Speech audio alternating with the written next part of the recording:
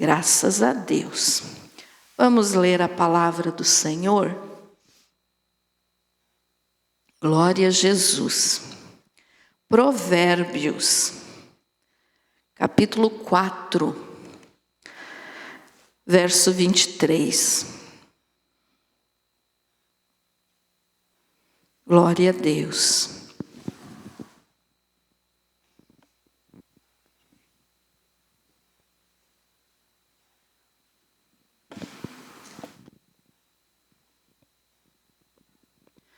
Diz assim a palavra do Senhor: sobre tudo que se deve guardar, guarda o coração, porque dele procedem as fontes da vida. Querido Jesus, que esta palavra seja para a tua glória, que assim seja. Amém. Amém, meus amados, pode se assentar. Glória a Jesus. Muito bem. Faz um tempinho, alguns dias, eu já preguei sobre guardar o coração, justamente sobre esse versículo. Só que hoje, então, eu quero falar para vocês a segunda parte desse mesmo versículo. Olha só, guarda com toda a diligência o teu coração, porque dele procedem as fontes da vida. Ou aqui na minha tradução, né?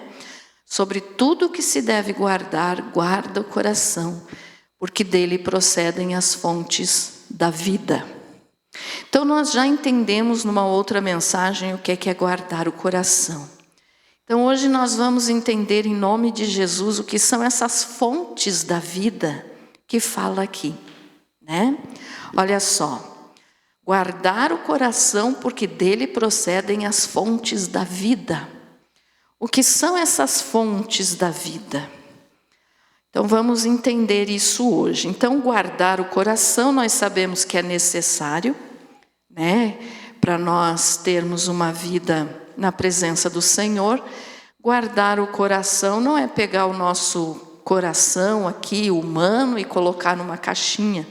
Não é isso, mas é guardar o coração no sentido de proteger contra o mal.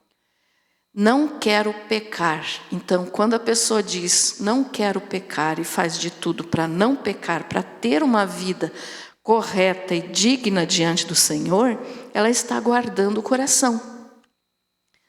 Mas aqui na segunda parte do versículo, então, diz, porque dele procedem as fontes da vida. Então são essas fontes da vida que nós vamos entender hoje.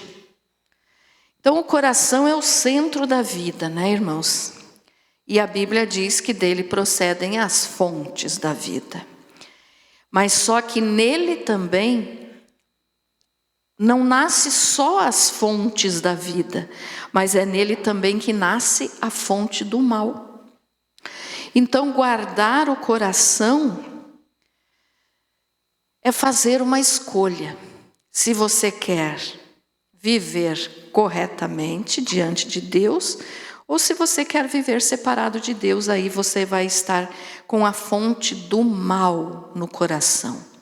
Então, do coração fluem duas fontes, né? A do bem e a do mal. Nós temos que escolher a qual que nós queremos. E eu acredito que você que está aqui, assim como eu, queremos as fontes da vida. Amém? Então vamos ler aqui, o 4:23 nós já lemos. Então vamos ler Marcos 7, 21 e 23. Não tem aí, Isaac? Então eu vou achar aqui. Marcos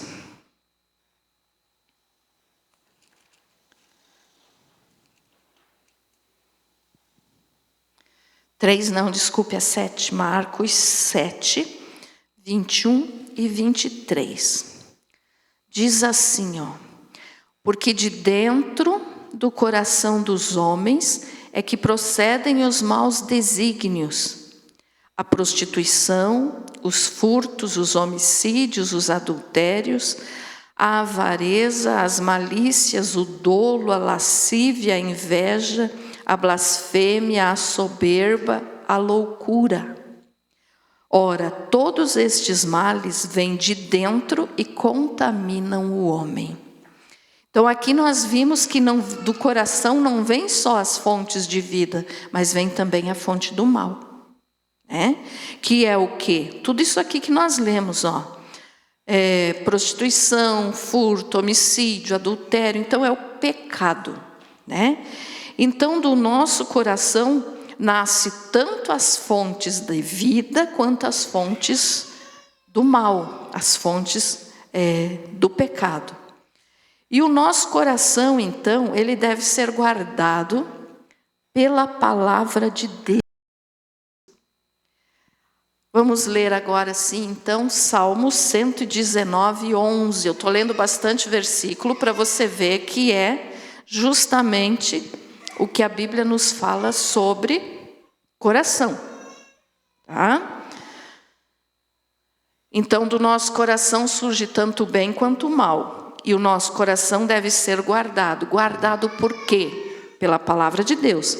Salmo 119, 11. Escondi a tua palavra no meu coração, para não pecar contra ti. Esse versículo aqui está nos dizendo que quem protege o nosso coração é a palavra de Deus. Amém? Veja só, irmãos, tem dias que já deve de ter acontecido com você, porque acontece com todo mundo. Não tem aqueles dias assim que parece que nada te agrada? Não tem aqueles dias assim que, por mais que você se esforce, você está desanimado? Você não quer ler a Bíblia, você não quer orar, você não quer fazer nada.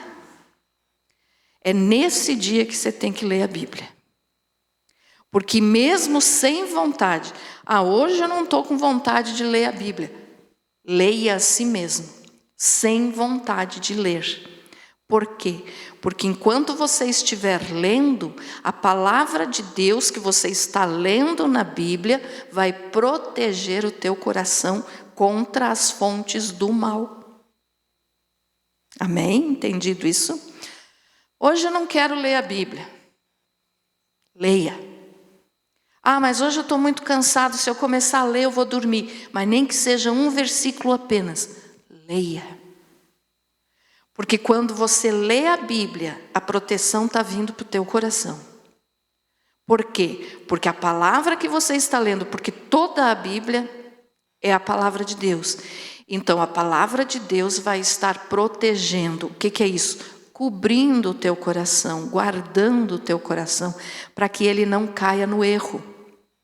E quando a pessoa fica muito tempo sem ler a Bíblia, eu confesso que eu não consigo entender como que tem gente que às vezes passa uma semana, um mês sem ler a Bíblia. Irmãos, nós temos que ler todos os dias, porque todos os dias o inimigo nos tenta. Então, todos os dias nós temos que estar protegidos. Todos os dias nós temos que ler a palavra. Por quê? Olha o que está escrito lá. Escondi a tua palavra no meu coração para não pecar contra ti. Então, quem que guarda o nosso coração? A palavra de Deus. Quando você está desanimado, abre a Bíblia e vai ler, você pode perceber que o ânimo volta.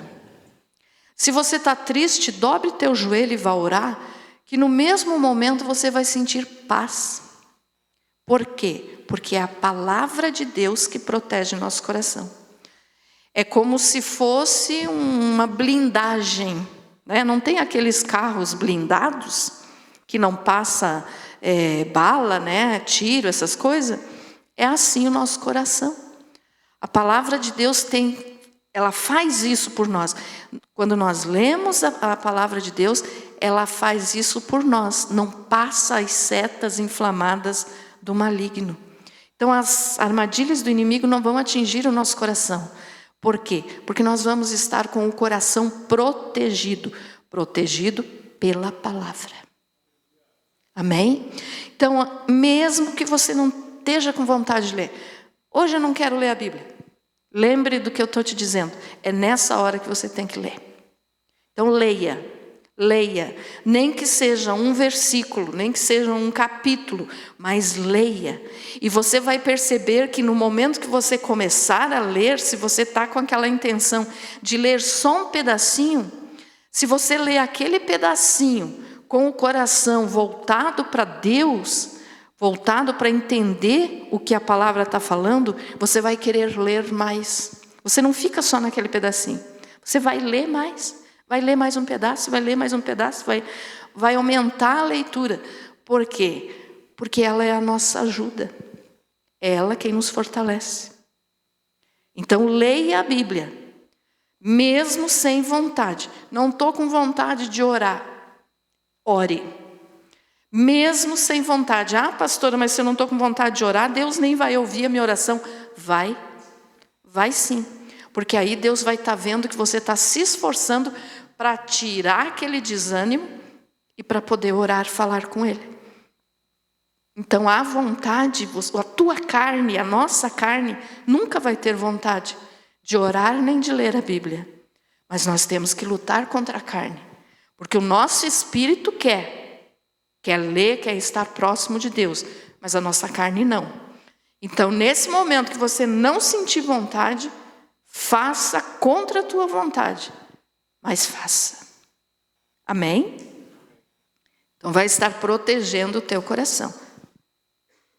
Então quem que protege, que guarda o nosso coração? A palavra de Deus. E a palavra de Deus, ela se torna, quando a gente vai lendo, ela vai trazendo alegria, ela vai trazendo paz. Por quê? Porque ela preenche aquele vazio que nós estamos sentindo no momento. Então a palavra de Deus, ela se torna em alegria para a nossa vida. Jeremias 15:16.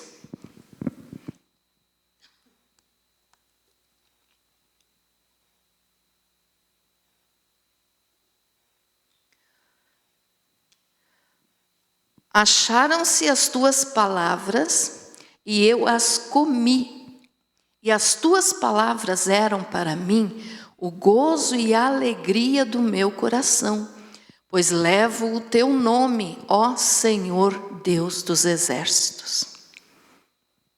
A palavra do Senhor é a nossa alegria.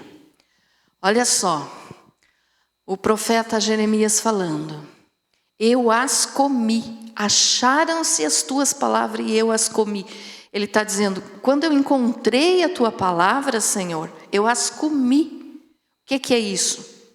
Eu quis para mim, eu trouxe para mim, eu devorei, ou seja, eu li, eu busquei entender. Então a palavra do Senhor faz isso por nós e ela nos traz alegria no coração. Aí ele diz assim, pois levo o teu nome, ó Senhor Deus dos exércitos.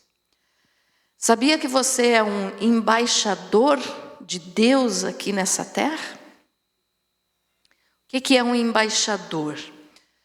Um embaixador é a pessoa que representa a nação de origem dela em uma outra nação, em outro país. Por exemplo, um brasileiro que é embaixador vai lá, sei lá, para a China, para qualquer país, ele vai estar representando o Brasil lá naquele país estrangeiro. E nós somos assim. Por quê? Porque nós estamos aqui, nós somos estrangeiros aqui nesse mundo, porque nós não somos desse mundo. Nós somos cidadãos do céu e não desse mundo. Mas enquanto nós estamos aqui, nós somos embaixadores de Deus, representando Deus aqui, nessa terra. Então você e eu, aonde nós formos, nós vamos estar representando Deus. Sabe o que é isso, irmãos? Representar Jesus. Aonde eu for, eu vou estar representando Jesus. Então, como que eu vou me portar? Como que eu vou me comportar? Eu tenho que representar bem Porque é o Deus Todo-Poderoso, é o Senhor Jesus Cristo. Então eu tenho que saber dar bom testemunho. Então o profeta Jeremias falou, pois levo o teu nome, ó Senhor Deus dos exércitos. Aonde nós formos, nós levamos o nome de Deus. Então aonde você chegar, você tem que dar bom testemunho. O que é isso? É saber se comportar, é saber falar. E eu não estou dizendo que você precisa ter facilidade para falar, não é isso que eu estou dizendo, mas é não falar palavrão, é não falar bobagem, é não falar besteira. Por quê? Porque você está representando Jesus naquele lugar onde você está. Então, se você está representando Jesus, como que uma pessoa que representa Jesus vai estar falando palavrão? Não tem como, né? É só um exemplo que eu estou dando, mas qualquer outra coisa. Então nós não podemos fazer nada de errado porque nós somos representantes de Jesus aqui nesse mundo. Nós somos representantes da palavra de Deus. E se nós somos representantes da palavra de Deus, nós temos que nos portar como um filho de Deus. Entendido isso, irmãos? Então, aonde nós formos, nós vamos estar representando o Deus Todo-Poderoso. E é a palavra dele que guarda o nosso coração. Outro versículo, Hebreus 4:12. O que esse versículo nos diz? Que Deus conhece os nossos pensamentos e as intenções do nosso coração. Hebreus 4:12. Porque a palavra de Deus é viva e eficaz, e mais cortante do que qualquer espada de 2 gumes, e penetra até a divisão de alma e espírito, e de juntas e medulas, e é apta para discernir os pensamentos e intenções do coração. Quem que faz isso? A palavra de Deus. Sabe como é que funciona isso aqui? Quando você lê a palavra de Deus, quando você lê a Bíblia, aquilo que você está lendo, é claro que se você estiver lendo com a intenção de realmente entender, de ser fiel a Deus, porque as pessoas que só leem assim rapidamente, não procuram entender, não vão entender mesmo. Mas quando você lê a palavra, procurando entender, Senhor, o que é, o que significa isso aqui? A Bíblia, a palavra de Deus vai mostrar para você a própria intenção do teu coração, porque Deus conhece a intenção do nosso coração. Quando nós lemos a Bíblia, nós reconhecemos os nossos pecados, nós reconhecemos os nossos erros. Você pode ter feito alguma coisa errada no dia e você nem percebeu. Aí, quando você chega à noite e vai ler a Bíblia antes de dormir, você lê a Bíblia, aquele versículo que você está lendo, vai falar ao teu coração. Hoje você fez isso ou fez aquilo. Por quê?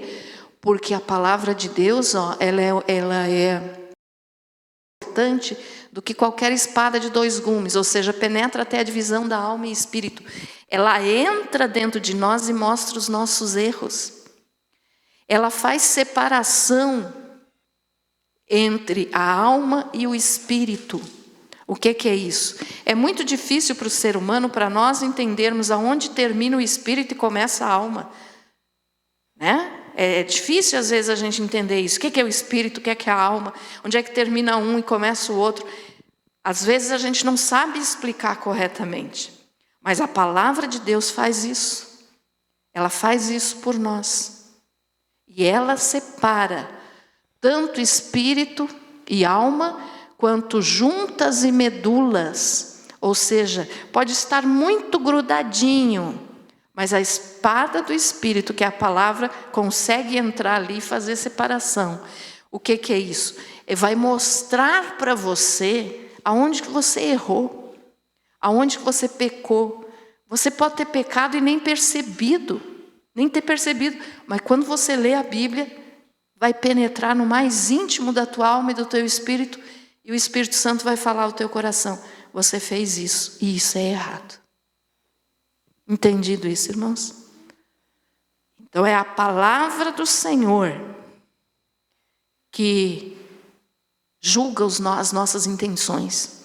E diante de Deus, né, ninguém consegue esconder intenção nenhuma do coração. Eu posso esconder de todo mundo, você pode esconder de todo mundo a intenção verdadeira do teu coração, mas de Deus ninguém esconde. Então Ele conhece a intenção do Espírito. É por isso que depois do arrebatamento da igreja, quando nós chegarmos na presença de Jesus lá na glória, e que for acontecer o julgamento, o tribunal de Cristo, que é o julgamento dos salvos, dos que vão ser arrebatados, ali vai ser julgado a intenção do coração. Por quê? A pessoa está salva, então por que julgamento? Porque Deus conhece o íntimo do coração. Então o que é que vai acontecer nesse julgamento? Deus vai julgar e mostrar se aquilo que você fez aqui na vida foi para a glória dele ou para a tua glória. Entendido isso, irmãos? Então Deus conhece a intenção. Deus sabe por quê. Hoje eu ajudei um mendigo que estava lá na rua passando fome, eu ajudei. Deus sabe se você ajudou porque você realmente ama o teu próximo ou você ajudou para se aparecer para os outros. Estou ajudando. Então Deus julga a intenção do nosso coração. Diante de Deus ninguém esconde nada. Amém? Então a palavra do Senhor, né, faz isso por nós, discerne os pensamentos e as intenções do nosso coração. E o nosso coração estando cheio de boas palavras, porque nós lendo a Bíblia, nós vamos ficar cheio de palavra de Deus. Então nós vamos ficar cheio de boas palavras, porque a palavra do Senhor é reta, é certa, é verdadeira. Então nós lendo a palavra de Deus, nós vamos estar com o coração cheio de boas palavras. O que significa isso? Quando nós falarmos, só vai sair coisa boa. Entendido isso? A nossa boca, nós já vamos ler o versículo, fala o que o coração está cheio. Se o teu coração passou o dia inteiro só falando bobagem, assistindo bobagem, estando em lugares que não agradam a Deus, em companhia de pessoas ímpias, em companhia de pessoas que só sabem reclamar da vida, quando você abrir a tua boca só vai sair reclamação também, porque foi daquilo que você alimentou o teu coração durante todo o dia. Então por isso alimentar o coração com a palavra de Deus, porque quando você abrir a boca, vai sair coisa boa. Se você passa, vamos dizer assim, que um dia já é suficiente, mas vamos dizer que uma semana, você mora com alguém ali aquela semana que só fala bobagem, teu coração vai ficar contaminado. Não significa que você precisa pecar, mas teu coração só está ouvindo aquilo, só está se alimentando daquilo. Você corre o risco de quando você abrir a boca, você falar igual o que a pessoa falou. Entendido isso, irmãos? Então, por isso a necessidade de ouvir coisas boas, de ouvir a palavra de Deus. Por isso a necessidade de você colocar lá na tua casa, tocar hinos de louvor ao Senhor, colocar mensagens de adoração a Deus, né? Pregações da palavra do Senhor. Por isso essa necessidade. Se você só ouve coisa errada, tu está alimentando o coração com coisa errada. A boca só vai produzir coisa errada. Ficou claro isso? Amém? Então eu já recebi perguntas assim, pastor, é errado escutar música do mundo? Que é assim que fala, né? As pessoas falam música do mundo. Mas na realidade, né, música é música. O que muda é a letra da música. Mas se você só escuta músicas, me desculpe a palavra, mas que só traz mensagem de traição, de bebedeira, de tudo quanto é coisa maligna, de tudo quanto é coisa impura, você está alimentando o teu coração com aquilo. Então ouça hinos de louvor a Deus. Ouça hinos de louvor ao Senhor. Ah, mas eu gosto de ouvir uma musiquinha do mundo. Irmãos, ninguém te proíbe de ouvir, mas você vai estar alimentando o teu coração de coisa ruim. E aí o que é que vai sair de você? Coisa ruim. Não é verdade? Dei o exemplo da música, mas qualquer coisa. Aquilo que você assiste na televisão, aquilo que você vê na internet. Cuide, porque vai estar alimentando o teu coração. Então o nosso coração está cheio de coisas boas, vai falar coisas boas a nossa boca. Se estiver cheio de coisa ruim, a boca vai falar coisa ruim. Isso está escrito em Salmo 49:3 e Lucas 6:45. Felipe está ocupado lá no escritório, então vamos ler aqui. Lucas 6:45. Diz assim, o homem bom, do bom tesouro do coração, tira o bem, e o mal, do mau tesouro, tira o mal. Porque a boca fala do que está cheio o coração. Então foi o que nós acabamos de falar aqui. O que você colocar para dentro do teu coração vai sair pela tua boca. Vamos repetir? Olha só. Arruma aí, filho, agora. Lucas 6:45.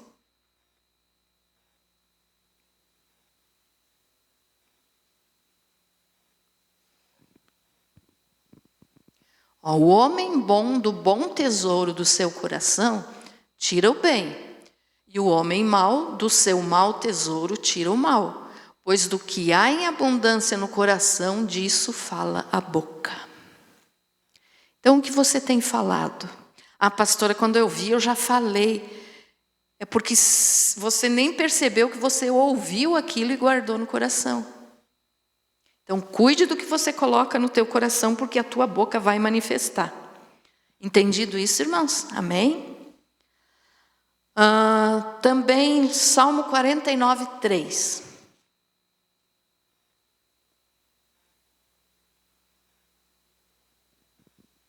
Salmo 49:3. A minha boca falará a sabedoria, e a meditação do meu coração será de entendimento. A minha boca falará a sabedoria se eu leio a sabedoria. Quem é a sabedoria? É Jesus, é a palavra de Deus. Então, se eu leio a palavra de Deus, eu vou falar coisas sábias. Se eu não leio a palavra de Deus, eu não tenho como falar coisas sábias. A pessoa pode ser cheia de diploma, de doutorado, de pós-doutorado, de não sei mais o quê. Ela é muito inteligente, ela é capaz no conhecimento humano. Mas se não lê a palavra, não tem sabedoria divina. E ao contrário, também pode ser uma pessoa que só saiba ler. Às vezes não precisa nem saber ler, né? Mas se ouve a palavra, aquela pessoa é sábia, mesmo não sabendo nem ler.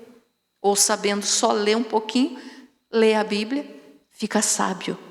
Sabedoria é o que se alcança lendo a palavra ao longo da vida, diferente de conhecimento e inteligência. Inteligência todo ser humano tem, porque Deus dá quando nasce, mas sabedoria a pessoa tem que buscar. Então veja só, a minha boca falará a sabedoria, e a meditação do meu coração será de entendimento. Quando você parar só você, a tua cabeça lá no travesseiro, para você dormir.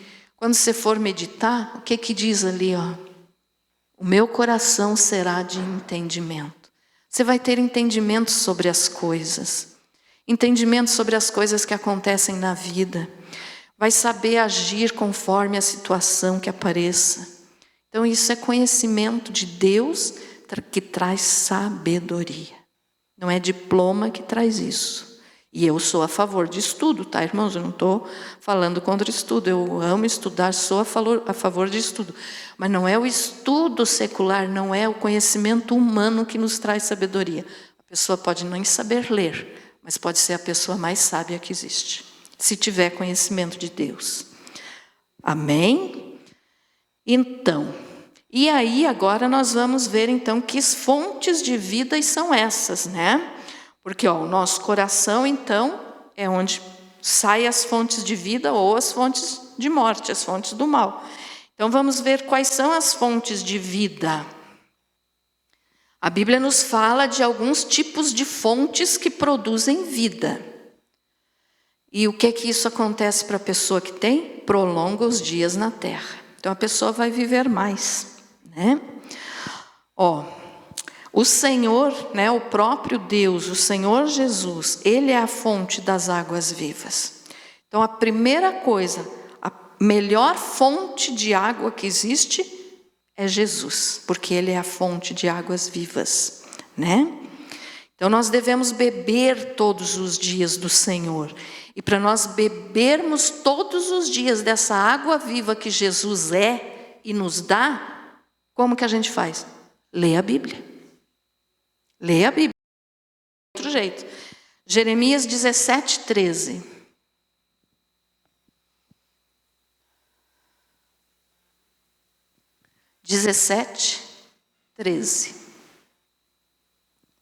Ó Senhor, esperança de Israel, todos aqueles que te abandonarem serão envergonhados. Os que se apartam de ti serão escritos sobre a terra, porque abandonam o Senhor, a fonte das águas vivas. O que significa isso? O Senhor nosso Deus, o próprio Jesus, Ele é a fonte da água viva. Quem tem Jesus, quem bebe dele, da sua palavra, tem vida e vida eterna. Aquele que abandona a Deus, olha o que acontece ali, os que se apartam de ti serão escritos sobre a terra, porque abandonam o Senhor. Já falei aqui alguns dias atrás também, já faz mais um tempinho isso, mas eu já falei aqui, que provavelmente aquilo que Jesus estava escrevendo na terra, quando os fariseus foram levar a mulher adúltera até Jesus para ver se Jesus ia mandar apedrejar, né? Jesus estava escrevendo na areia, escrevendo na terra ali. E a curiosidade é, o que será que Jesus estava escrevendo? A Bíblia não nos informa isso, mas nos dá a entender, inclusive por esse versículo, o que se apartam de ti serão escritos sobre a terra. Provavelmente, eu não estou afirmando, mas provavelmente, Jesus podia estar escrevendo o nome de todos aqueles homens que estavam condenando aquela mulher. Né? Provavelmente, eu não estou afirmando, mas pode ser. Acredita-se que era. Por quê? Porque eles estavam condenando, mas eles mesmos faziam pior do que ela. Então Jesus podia estar escrevendo os nomes deles, e quando eles leram os nomes, eles começaram a se afastar. E Jesus disse, né, aquele que não tem pecado, que atire a primeira pedra. Então eles começaram a ir saindo, foram embora e deixaram a mulher. E Jesus disse, mulher, cadê os teus acusadores? E ela falou, não tem mais ninguém, Senhor, só ficou eu e o Senhor. E ele disse, eu também não te condeno, vai-te em paz, mas não peques mais. Então, provavelmente seja isso que Jesus estivesse escrevendo, o nome daqueles homens na terra, porque aqueles que se afastam do Senhor têm o seu nome escrito na terra. O que significa isso? É derrota, é condenação. Então, não estão de acordo com o Senhor, vão ser escritos na terra e apagados, né? Porque não fica ali escrito para sempre. Entendido isso, irmãos? Amém? Então, o Senhor é a fonte principal de águas vivas. Em Provérbios 14:27, está escrito que o temor do Senhor é fonte de vida. Então, olha só, o Senhor é a fonte de vida, mas o temor do Senhor também é fonte de vida. O que significa isso? 14:27, o temor do Senhor é uma fonte de vida para o homem se desviar dos laços da morte. que significa o temor do Senhor? Temer a Deus. Não é você temer no sentido de ter medo de Deus. Não. Mas é temer a Deus no sentido de respeito. Respeitar e amar a Deus. Obedecer a Deus. Isso é temer a Deus. O temor do Senhor. Ou seja, eu respeito a Deus, eu amo a Deus, eu quero servir a Deus. Isso é temer ao Senhor. Não está dizendo aqui que você precisa ter medo de Deus. Não. Quem tem medo de Deus é quem está em pecado, né? Aí é diferente, mas se aproximar, Deus perdoa e salva. Então Deus sempre quer salvar. Mas o temor do Senhor é fonte de vida, ó. É uma fonte de vida para o homem se desviar dos laços da morte. Então quem teme ao Senhor, ou seja, eu não vou pecar, porque o Senhor disse que isso é errado, então eu não vou fazer. O que é isso? É temer a Deus, é obedecer a Deus. Então eu não vou pecar. Quando eu não peco, eu fico livre dos laços da morte. Ah, pastora, mas todo mundo peca. Já falei aqui milhões de vezes. Todos nós somos pecadores. Mas nós somos diferentes porque nós já aceitamos a Jesus. Diferente no sentido de somos já pecadores remidos. Não pecamos mais porque gostamos de pecar, mas pecamos porque somos pecadores e uma hora ou outra vamos fazer coisa errada. Mas no sentido de não querer pecar. Então pecou, corre pedir perdão, que Jesus perdoa. Mas não que a gente goste de pecar. Porque quem não tem Jesus ainda gosta de pecar, gosta do pecado. Porque o pecado não dói, né? O pecado não dói, o pecado é bom. Ai, pastor, você está dizendo que o pecado é bom? Claro que é. O pecado é bom, dá prazer, dá alegria momentânea. A pessoa está pecando ali, ela está sentindo bem. Só que é uma alegria passageira e é uma alegria que traz morte. Então é bom no sentido de que a pessoa não está sentindo dor quando está pecando. Mas é ruim porque traz morte. Entendido isso, irmãos? Então eu não estou mandando ninguém pecar porque é bom, tá? Não é isso? Não é bom pecar, por favor, me entenda. Mas o pecado, quando a pessoa está pecando, ela está gostando. Porque produz prazer, alegria, satisfação. Mas depois é um choro amargo. Então não vale a pena pecar. Então fuja do pecado, para que você não caia nos laços da morte. Amém? Entendido isso, irmãos? Vocês entenderam, né? Eu não estou aqui dizendo que é bom pecar, tá? Então o temor do Senhor é fonte de vida. Olha só. Se eu tenho que guardar meu coração, porque dele procede as fontes de vida, então aqui do meu coração tem que ter Deus, que é a principal fonte de vida, e temor a esse Deus. Eu tenho que temer a esse Deus, ou seja, obedecê-lo. Em Provérbios 13, 14, bem pertinho aí, né? Esse é 14, 27, agora é 13, 14.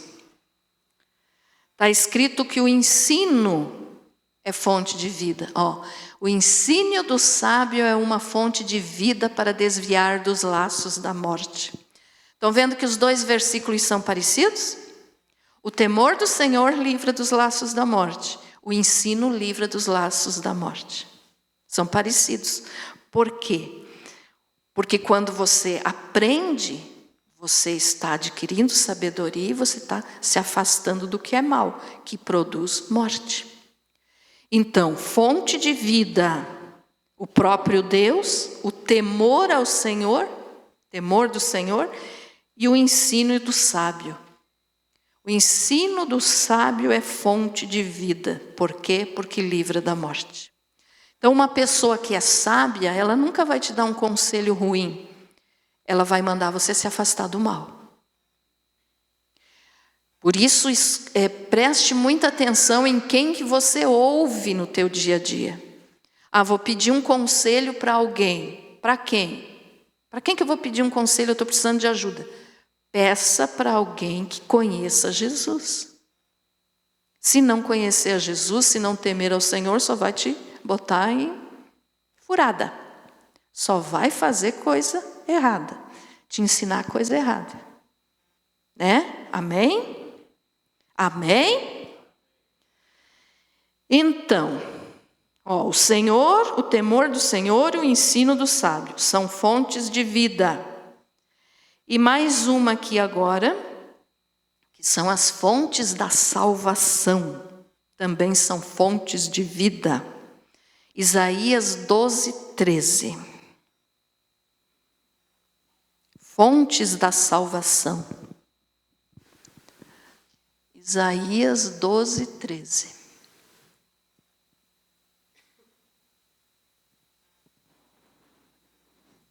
Não, 12:3. Desculpe. 12:3. Portanto, com alegria tirareis águas das fontes da salvação. Que fonte de salvação, pastor? Você já falou das outras. Quais são essas fontes aqui de salvação? Vou citar aqui, tá? Ali está dizendo, com alegria tirarei águas das fontes de salvação. De que fonte de salvação que eu tenho que tirar essa água? Quais são as fontes de salvação que a Bíblia nos fala? Nós não vamos ler todos os versículos, porque já me prolonguei no tempo, mas eu vou citar se você quiser anotar.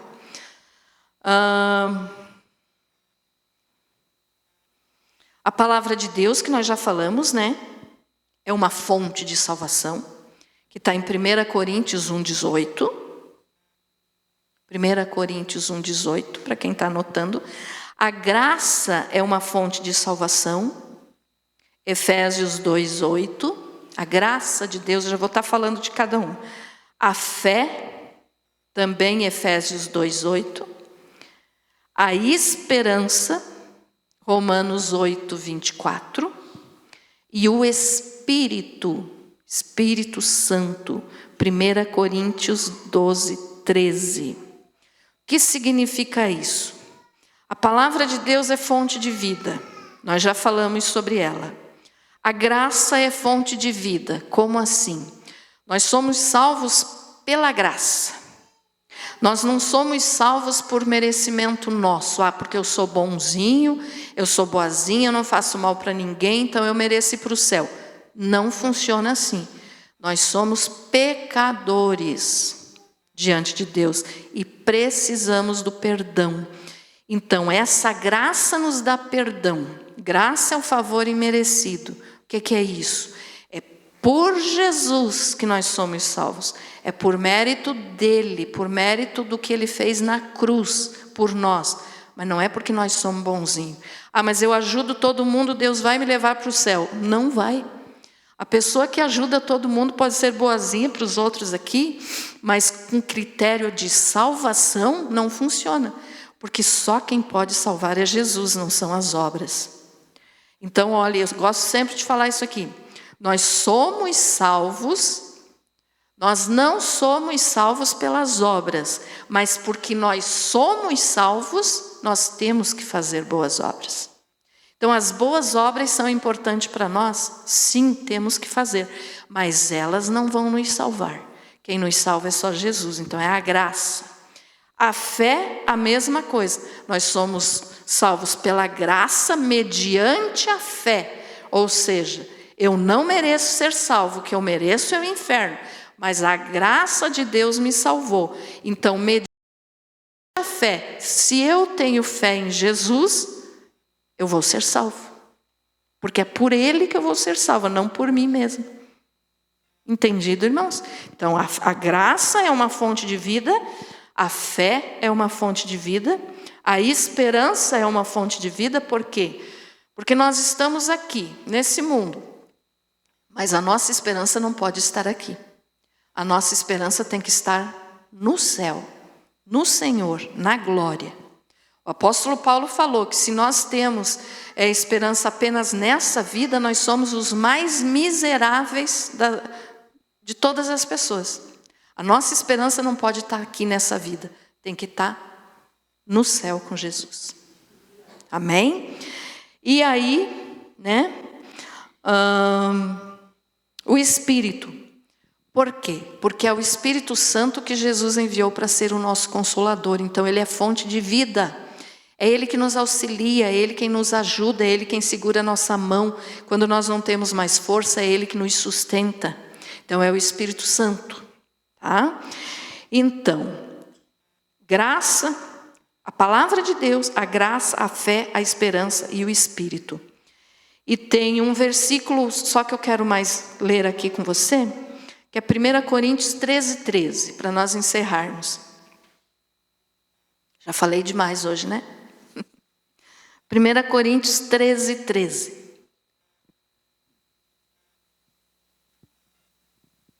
Diz assim, 13. Agora, pois, permanecem a fé, a esperança, o amor.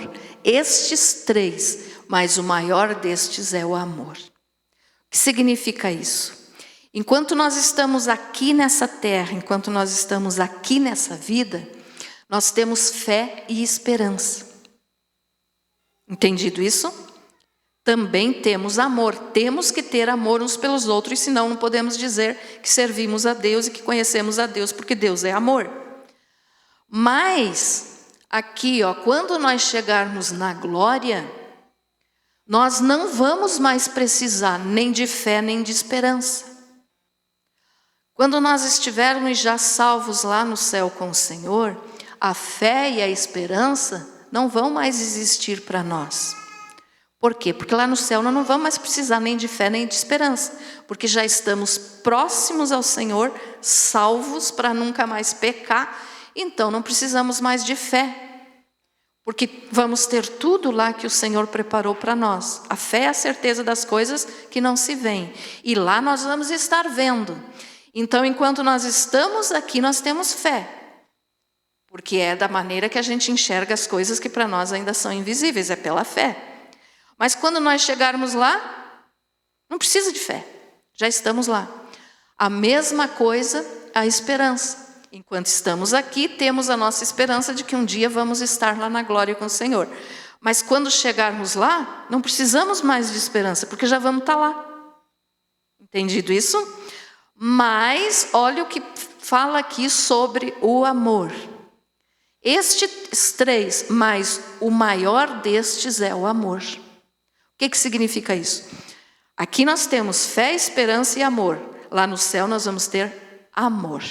Só. Fé e esperança não precisamos mais. Lá no céu nós vamos ter amor. Por quê? Porque Deus é amor. Então o amor nunca vai deixar de existir. Enquanto estamos aqui, precisamos da fé, da esperança e do amor. Lá nós vamos ter só amor. Porque não precisamos mais de fé, nem de esperança. Ficou entendido isso? Então o maior de todos é o amor. Amor a quem? Primeiro a Deus e depois ao meu próximo, como a mim mesmo, né? Jesus falou que nós temos que amar o próximo como Jesus nos ama e como nós nos amamos a nós mesmos. Então o amor nunca vai deixar de existir.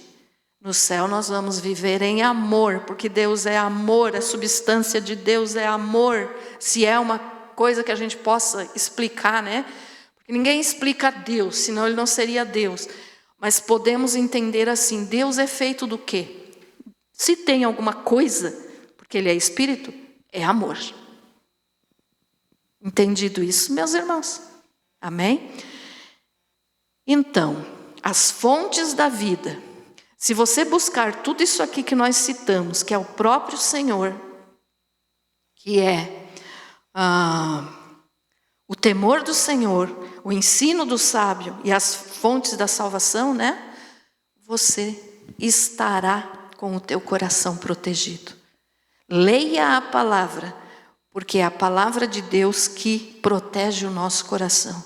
Se nós não lermos a palavra, estamos desprotegidos, ou seja, o mal pode daí fazer bobagem na nossa vida, né? Então não dê espaço para o diabo, não dê espaço para o mal.